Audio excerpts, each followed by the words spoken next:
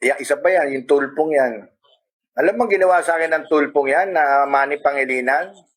Na isang araw inimbita ako, nag-explain ako, nagkamayan kami, napaka-plastic, okay na kami yan. May mga videos noon. Sige, sige po, ganyan. Inayos lang namin yung mga problemang napakaliit.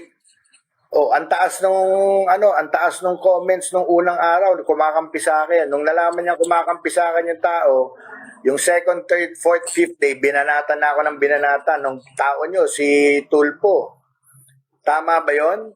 Tama ba yun? Nababanatan ako ng istasyon nyo, isang show ng istasyon nyo, tapos hindi mo lang ako imbitayan para depensa ang sarili ko. Sinira ang pagkatao ko.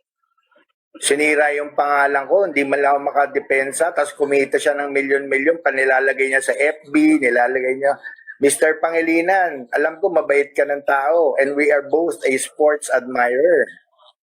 Nagkakilala na tayo minsan. Alam ko, you are a professional. You're a professional businessman, Mr. MVP.